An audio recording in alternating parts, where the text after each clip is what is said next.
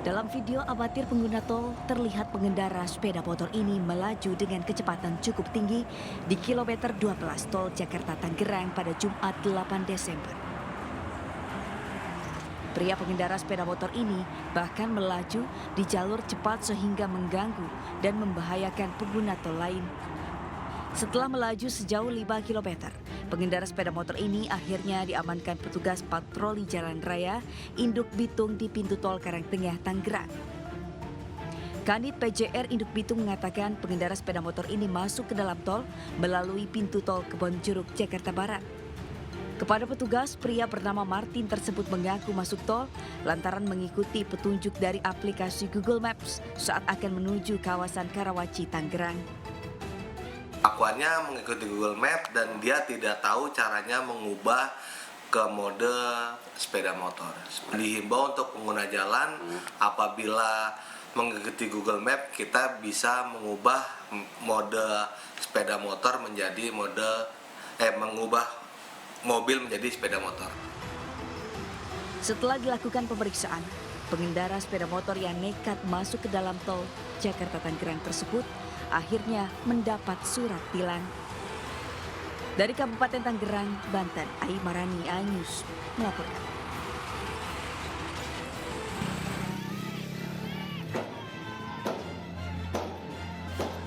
Dua desa dari Kecamatan Pajut, Kabupaten Lombok Tengah, yakni Desa Katare dan Desa Segala Anyar, terlibat bentrok. Dalam sebuah video amatir, puluhan warga terlibat bentrok dengan membawa senjata tajam.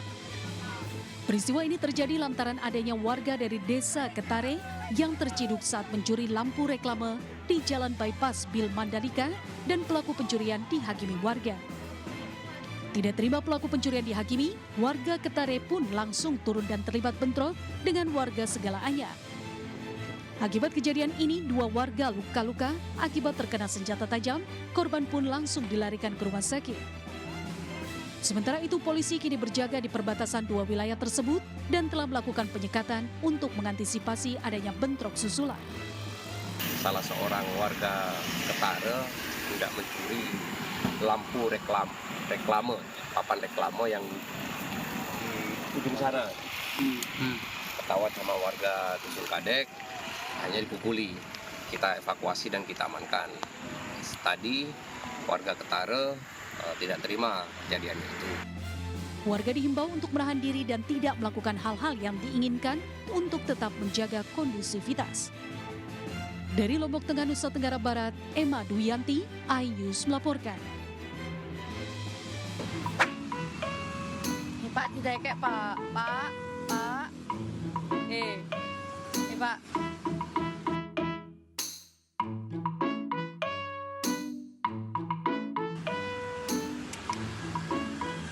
Walah toh Pak, ngapain rebahan sambil gendong kotak amal sih? Pak, tidak kayak Pak.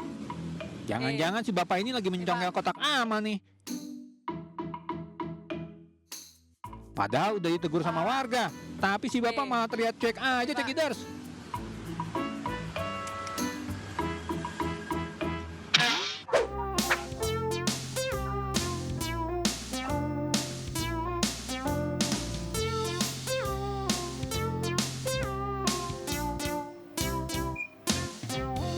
Waduh, oknum pengamen badut ini terciduk mencuri cekiders. Ponsel korban yang tertinggal di salah satu konter seketika raib digondol pelaku. Modus pelaku berpura-pura meminta uang kepada korban. Karena mengetahui ada ponsel yang tergeletak, maka pelaku dengan cepat mencuri ponsel tersebut.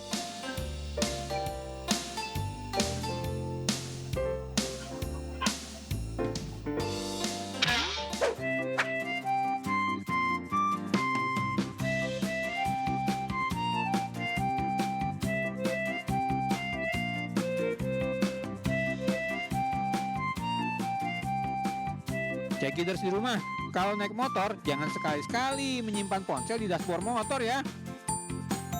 Karena kalau udah lupa urusannya bakal hilang dicuri maling loh. Lokasi pencurian ponsel terjadi di area parkiran toko roti. Pelaku memanfaatkan kelalaian korban ketika menyimpan ponsel di dashboard motor. Pas banget nih, pelaku yang lagi jalan-jalan melihat ada ponsel yang tertinggal tuh. Tak mau kehilangan kesempatan, maka pelaku langsung mencomot itu ponsel dari dashboard motor Cekiders.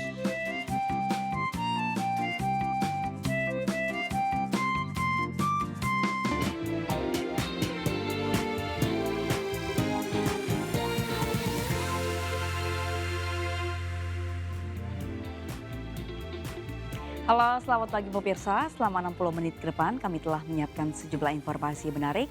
Bersama saya Sabrina Asila, inilah Buletin A-News Pagi selengkapnya.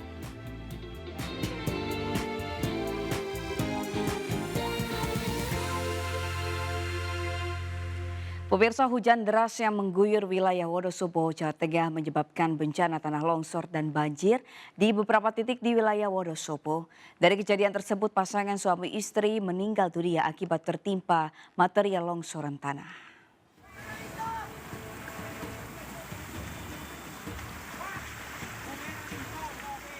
Inilah video amatir yang merekam warga pasca longsor yang menyebabkan 2 pengendara sepeda motor tewas tertimpa material longsor. Video berdurasi 30 detik tersebut terjadi di Desa Kuadungan, Kecamatan Kalikajar, Wonosobo, Jawa Tengah. Kedua korban diduga tengah melintas di jalur antar dusun tersebut. Derasnya air membuat para korban yang terseret arus tidak mampu menyelamatkan diri hingga terperosok ke dalam jurang sedalam 20 meter bersama motornya dan tertimpa material longsor. Korban berhasil dievakuasi tim BPBD Wonosobo setelah 2 jam proses pencarian. Kedua korban kemudian dibawa ke rumah duka. Sementara itu 2 korban lainnya yang berada di lokasi yang sama dapat menyelamatkan diri dari peristiwa tersebut. Untuk longsor kemarin itu diakibatkan karena hujan yang cukup lebat selama 4 jam. Sehingga ada 3 pengguna jalan yang melalui jalan tersebut antara Towok Pecat waktu jam 15.30 sehingga mengakibatkan 1 pengendara suami istri kena tebing yang longsor meninggal dunia. Tak hanya korban jiwa, peristiwa tersebut juga menimbulkan kerugian material hingga ratusan juta rupiah. Agar dapat dilalui kendaraan, saat ini warga tengah membersihkan material longsor. Dari Wonosobo, Jawa Tengah, Didik Dono Hartono, iNews melaporkan. Pemirsa, 1 unit kendaraan motor bebek hangus terbakar di Desa Kaserangan, Kecamatan Ciruas, Kabupaten Serang, Banten.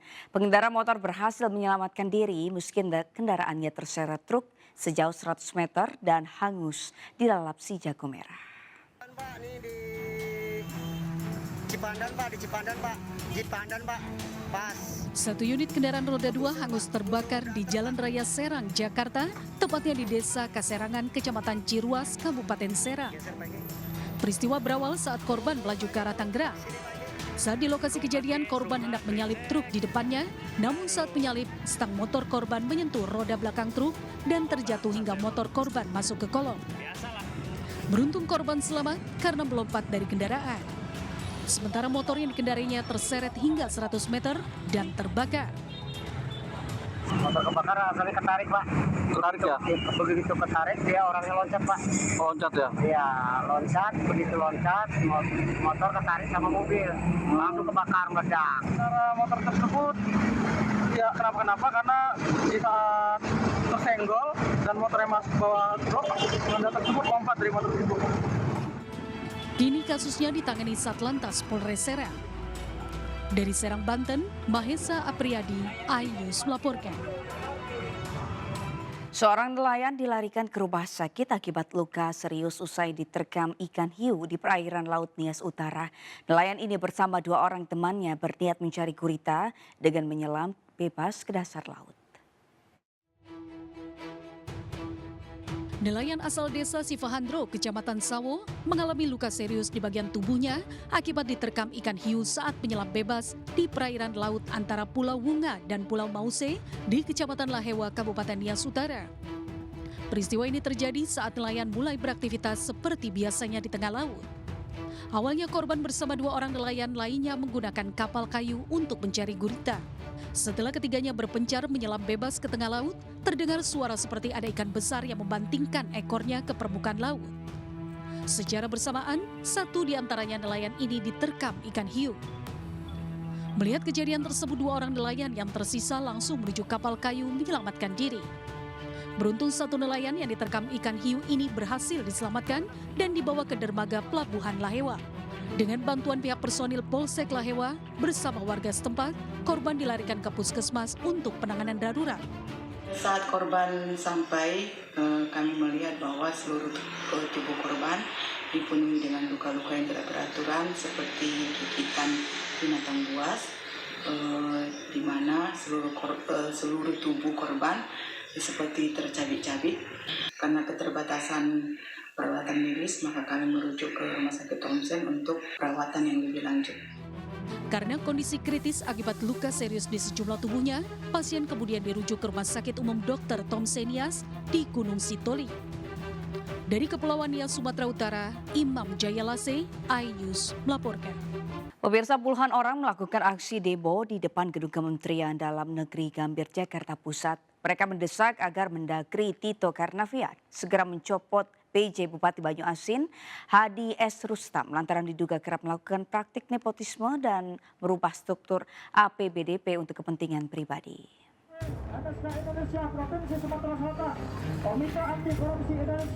Dengan membawa beragam spanduk dan poster bertuliskan sejumlah tuntutan, puluhan orang yang menamakan diri Corporation Anti-Corruption Agency dan Gerakan Pemuda Masyarakat Banyuasin menggugat. Menggelar aksi unjuk rasa di pintu masuk Gedung Kementerian Dalam Negeri Gambir, Jakarta Pusat. Dalam aksinya, massa menyerukan sejumlah poin tuntutan, diantaranya meminta Mendagri Tito Karnavian segera mencopot PJ Bupati Banyuasin Hani S. Rustam dari jabatannya. Hani S. Rustam diduga kerap melakukan praktik nepotisme dan mencoba merubah struktur APBDP tahun anggaran 2023 dan APBD tahun anggaran 2024 untuk kepentingan pribadi. Massa juga menduga adanya unsur konspirasi politik dengan menjadikan sang adik sebagai wakil Bupati Banyuasin tahun 2024 mendatang. Setelah melakukan orasi dan negosiasi, perwakilan massa akhirnya diterima untuk melakukan audiensi dengan pihak Kemendagri.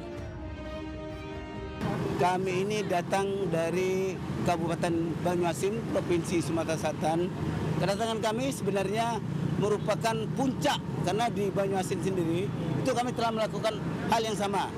Kedatangan kami yang pertama adalah meminta kepada Kemendagri untuk segera mencopot dan mengganti PJ Bupati Banyuasin yang hari ini menurut kami membuat kegaduhan. Massa berharap Kemendagri dapat merealisasikan tuntutan tersebut guna menghindari gejolak di wilayah Banyuasin, Sumatera Selatan. Dari Jakarta, Rani Sonsanjaya, iNews melaporkan. Mantan jurnalis MNC Group Hoiri Ahmadi dilantik sebagai Hakim Ad Hoc Tipikor Pengadilan Negeri Kelas 1A Palembang. Pelantikan dan pengambilan sumpah dilakukan Ketua Pengadilan Negeri Palembang Jumat siang.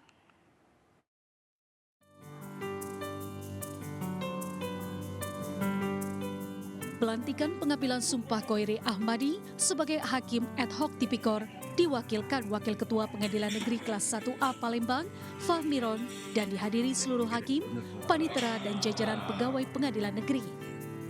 Kehadiran Hoiri Ahmadi menjadi sejarah tersendiri karena umumnya hakim ad hoc diisi oleh hakim karir, akademisi, maupun aktivis hukum. Karena itu terpilihnya Hoiri yang berlatar belakang jurnalis diharapkan dapat meningkatkan integritas dan kualitas putusan. Pengalaman Hoiri sebagai insan pers yang sudah mencari ilmu di tengah-tengah masyarakat, kini tinggal menuangkan dalam putusan yang baik. Karena beliau mungkin dari insan pers, banyak ilmu pengetahuannya di luar, sehingga apa-apa yang dia dapat di lapangan selama ini, karena labornya hukum itu adalah masyarakat. Kalau dulu waktu wartawan, dua pihak yang bersengketa atau dua pihak yang sedang bermasalah harus diwawancara untuk pemerintahan dan masyarakat yang akan menilai. Kalau sekarang di dunia peradilan, dua pihak, para pihak itu juga harus dimintai konfirmasinya dan kita akan melihat sesuai hukum dan untuk kita putuskan peradilan yang seadil-adilnya. Hoiri, alumnus Universitas Gadjah Mada ini menghabiskan karirnya di redaksi televisi MNC Group. Hoiri lolos seleksi hakim ad hoc tipikor tingkat pertama tahap 20 tahun 2023 sesuai surat MA nomor 53 tahun 2023. Hakim ad hoc diangkat untuk jangka waktu tertentu dan bertugas memeriksa, mengadili, dan memutuskan perkara tertentu. Dari Palembang, Sumatera Selatan, Guntur, iNews melaporkan. Pemirsa, MNC Vision bersama dengan MNC Peduli kembali menunjukkan kepedulian dan perhatian kepada anak-anak yatim piatu. Kali ini bantuan diberikan di Yayasan Yatim Piatu Anak Ceria Indonesia, Depok, Jawa Barat. Puluhan anak yatim piatu di Yayasan Yatim Piatu Anak Ceria Indonesia di Tapos, Kota Depok, Jawa Barat, gembira dengan kedatangan tim MNC Vision ke yayasan mereka. MNC Vision bersama MNC Peduli memberikan bantuan berupa sembako serta paket seragam sekolah sebagai bentuk tanggung jawab dan kepedulian sosial MNC Vision terhadap masyarakat.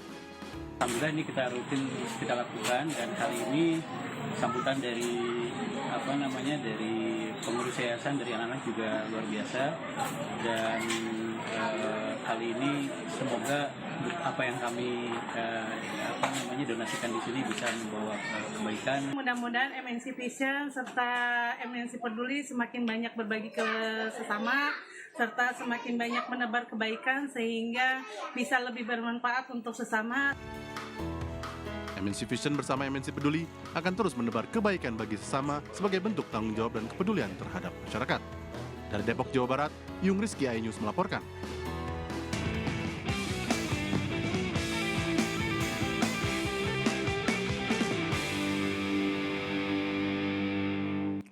Pemirsa, calon presiden nomor urut 2 Prabowo Subianto mengunjungi korban erupsi Gunung Merapi di Kabupaten Agam, Sumatera Barat.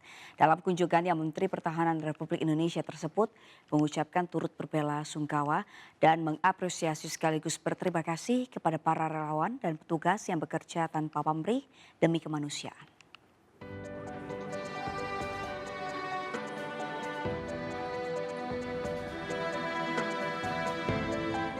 Calon Presiden nomor urut 2 Prabowo Subianto mengunjungi posko evakuasi korban bencana erupsi Gunung Merapi di kawasan Batu Palano, Kabupaten Agam, Sumatera Barat. Ratusan warga yang menunggu terlihat antusias, termaksud emak-emak yang meneriaki Prabowo dengan sebutan Pak Gemoy. Di tenda pengaduan orang hilang posko erupsi Merapi, Prabowo menyampaikan rasa duka mendalam terhadap para korban dan keluarga, baik yang berhasil selamat maupun yang meninggal dunia. Menyampaikan bela sungkawa pada keluarga korban, dan kedua, saya ingin ucapkan terima kasih atas nama pemerintah, semua pihak yang telah bekerja keras membantu menyelamatkan para korban. Kunjungan Prabowo juga untuk memastikan penanganan korban erupsi Gunung Merapi sudah berjalan sebagaimana mestinya. Secara simbolis, Prabowo menyerahkan bantuan 35 unit motor trail untuk petugas di Mapolresta Bukit Tinggi dan Kodim 0304 Agam. Dari Agam, Sumatera Barat, Wahyu Sikumbang, iNews melaporkan. Pemirsa, kontestasi pemilu 2024 dan persaingan politik antar pasangan calon nyatanya tidak menjadikan anggota keluarga capres berseteru. Persahabatan justru muncul di antara ketiganya, seperti kebersamaan Alam Ganjar putra capres Ganjar Pranowo, Mutiara Baswedan putri capres Anies Baswedan, dan Ibnu Riza, keponakan capres Prabowo Subianto saat mabar alias main game bareng di Kemang, Jakarta.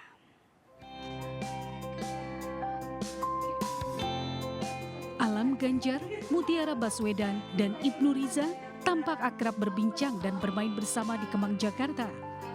Putra dan putri dari 3 capres ini bertemu dalam acara Mikir Santai Media Play bersama dengan para Gen Z. Sejumlah kegiatan yang lekat dengan Gen Z seperti joget TikTok, permainan Uno Stako, bingo pingpong, beserta tantangannya dilakukan bersama. Komitmen persahabatan di antara mereka pun diungkap dalam momen tersebut di tengah panasnya persaingan politik dalam pemilu 2024. Alam Ganjar, putra Capres Ganjar Pranowo, juga mengingatkan anak-anak muda untuk menggunakan hak suaranya pada pemilu tahun 2024 mendatang. Menurutnya, surat suara anak muda memiliki kekuatan untuk menentukan pimpinan bangsa Indonesia. Seluruh helaan nafas yang ada di negara ini gerakannya itu berdasarkan dari suara rakyat. Dan Vox Populi, Vox Dei. Suara rakyat adalah suara Tuhan. Dan suara rakyat yang paling menggema itu adalah suara anak muda. Jadi emang harapannya anak muda itu aktif berpartisipasi dalam politik, tidak perlu muluk-muluk kayak gimana, asalkan teman-teman bisa memilih secara rasional dan objektif dan datang ke TPS sesuai pilihan teman-teman, udah cukup. Siapapun nanti keluarga yang terpilih tetap temenan nggak? Oh iya. Selamanya. Selamanya. Enggak sih, santai aja. Kita tuh iya santai. Jadi kita tuh ya kompetisi nggak berarti musuhan kan. Kompetisi itu ya ketawa bareng-bareng juga, terus tadi juga pas di ruang tunggu juga ngobrol-ngobrol santai kok. Jadi ini kayak acara-acara gini nunjukin bahwa ya walaupun beda pendapat gitu, it's fine. Kita semua temenan, semua santai gitu. Dari Jakarta Galuh Pandu, Aris Setiawan, iNews melaporkan.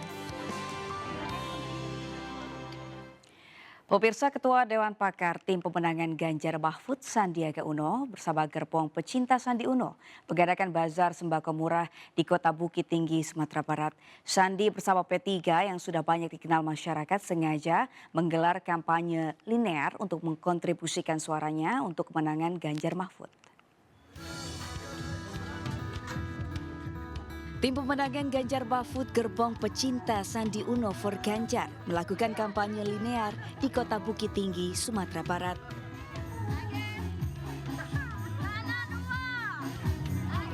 Kampanye digelar dengan melakukan senam bersama dan membagikan sembako di pelataran pedestrian Taman Jam Gadang di Kota Bukit Tinggi, Sumatera Barat pada Sabtu pagi.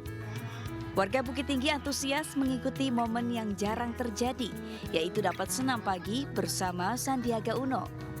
Sandi yang juga bersama P3 Kota Sumatera Barat sengaja menggelar kampanye linear ini untuk menyentuh langsung ke masyarakat yang sudah mengenal Sandi sejak dulu. Jadi itulah yang kita inginkan, membantu ekonomi masyarakat secara cepat, satset, dan kita gaspol untuk membantu dengan bazar sembako murah. Dengan hanya menebus Rp5.000, mereka mendapat lebih manfaatnya di atas Rp50.000, beras, minyak, dan lain sebagainya. Yang dirasakan mahal termasuk gula. Tim pemenangan Ganjar Mahfud gerbong pecinta Sandi Uno for Ganjar bersama P3 Sumatera Barat juga mendorong UMKM sektor pariwisata dan ekonomi kreatif di Bukit Tinggi dan Kota Padang agar dapat mengembangkan kewirausahaan. Sementara bazar sembako diharapkan dapat meringankan beban masyarakat dengan menyediakan sembako murah. Dari Bukit Tinggi, Sumatera Barat, Wahyu Sikumbang, iNews melaporkan. Berbagai persiapan pemilu 2024 kini sudah dilakukan di setiap KPUD, seperti halnya di Sidoarjo, Jawa Timur, serta Pati, Jawa Tengah. Pengiriman logistik pemilu dari KPU Pusat sudah terkirim 100%. Petugas juga belum dapat melakukan pengecekan kondisi surat suara lantaran masih menunggu tahapan sortir dan lipat. Pelaksanaan pemilu 2024 di Sidoarjo kini tinggal menunggu waktu. Seluruh logistik pemilu, mulai dari bilik suara, kotak suara, hingga tinta dan segel pengamanan sudah terkirim 100% dari KPU Pusat. Seluruh barang logistik pemilu tersimpan rapi di gudang logistik yang berjarak tidak jauh dari kantor KPUD Sidoarjo. Sementara untuk pengamanan logistik pemilu, pihak KPUD Sidoarjo telah bekerja sama dengan Polresta Sidoarjo untuk mengawasi dan mengamankan seluruh logistik pemilu selama berada di gudang logistik. Hanya kotak suara yang masih kurang beberapa persen saja, tapi seluruhnya hampir sudah terpenuhi 100%. Kemudian untuk logistik tahap kedua, memang jadwalnya masih di tanggal 18 baru melakukan pencetakan. Mulai dari awal gudang ini dipakai juga dari kepolisian juga sudah mulai mengamankan. Ini tadi kita juga meninjau titik-titik CCTV ada di mana. Ini ternyata di sudut-sudut di apa juga semua sudah disiapkan CCTV di sini.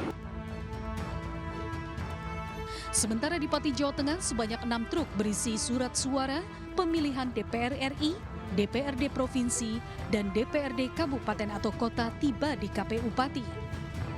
Kedatangan surat suara juga dijaga oleh kepolisian dan Polresta Pati, serta dibantu Satuan Brimob Polda Jawa Timur.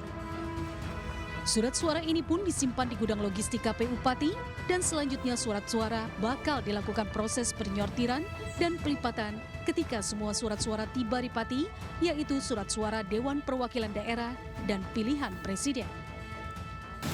Untuk mengetahui apakah ada kerusakan atau tidak dalam surat suara itu, kita belum bisa memastikan karena harus dilakukan proses sortir dahulu. Kalau untuk cadangan antisipasi kerusakan, Mas, jumlah berapa? Kalau untuk cadangannya belum ada, jadi nanti ketika hasil sortir diketahui rusaknya berapa, nanti kita harus lakukan pelaporan kepada pihak penyedia.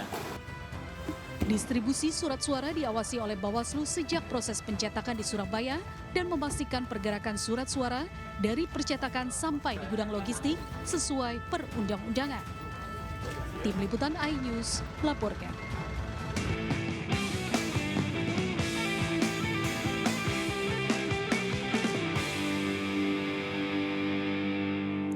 Pemirsa, ratusan warga di Sampang, Madura, Jawa Timur berdesakan dan saling dorong untuk mendapatkan gunungan sayur dan buah-buahan dalam tradisi rokat desa. Tradisi tersebut digelar setiap tahun sebagai bentuk rasa syukur warga atas keberkahan sumur tua yang tetap dirawat yang menjadi sumber mata air untuk keperluan warga di musim kemarau.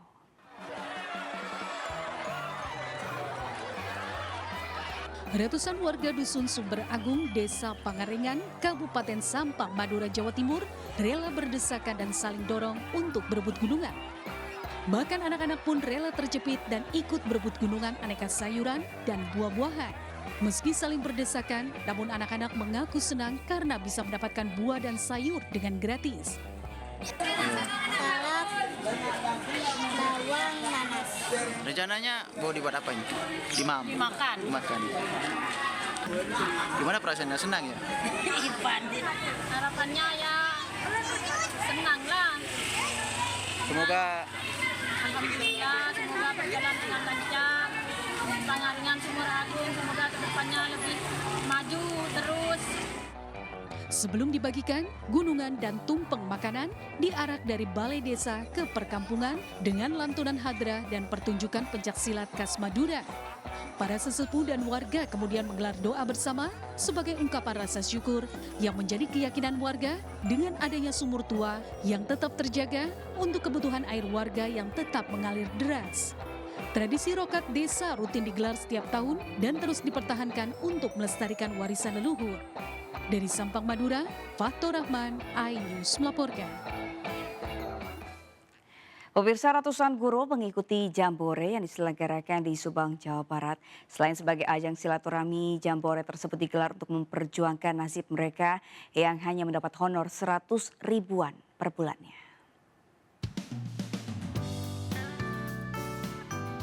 Sebanyak ratusan guru menggelar Jambore di bumi perkemahan Kecamatan Ciater, Subang, Jawa Barat.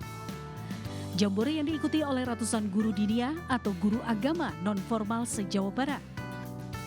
Acara yang digelar selama 4 hari ini dimanfaatkan para guru sebagai ajang silaturahmi dan mereka juga rela berhujan ria di tengah lapangan. Selain itu, dalam Jambore tersebut mereka juga memperjuangkan nasib mereka yang hampir tidak diperhatikan oleh pemerintah. Diketahui mereka hanya mendapatkan honor dari pemerintah mulai dari Rp150.000 per bulannya. Bahkan masih banyak yang tidak mendapatkan honor sama sekali. Ya kedepannya kalau memang seperti itu ya harapan kita ada juga gitu. Tapi untuk sampai saat ini supportnya alhamdulillah biasa. Mungkin itu. Kalau diperhatikan juga gitu juga nggak enak juga. Untuk mempersatukan silaturahmi kekuatan madrasah diniyah dari bidang kepramukaan. Yang kedua juga kita bertujuan ingin mengangkat marwah diniyah, baik itu dari sisi bidang keagamaan, bidang hal yang lain termasuk juga UMKM yang ada di madrasah diniyah, sehingga digabungkan dengan adanya kita pelaksanaan Jambore ini dengan Expo Diniyah. Dalam Jambore ini terdapat bazar UMKM para guru serta pertunjukan kesenian sisingaan khas Subang. Dari Subang, Jawa Barat, Yudi Heriawan Juanda, iNews melaporkan. Pemirsa, siapa yang tidak kenal karakter kartun Shaun the Sheep, salah satu program favorit keluarga Indonesia yang hadir di layar kaca MNC TV. Kini keseruan karakter animasi asal Inggris tersebut bisa Anda saksikan langsung di Dairyland Farm Theme Park, Puncak Bogor, Jawa Barat.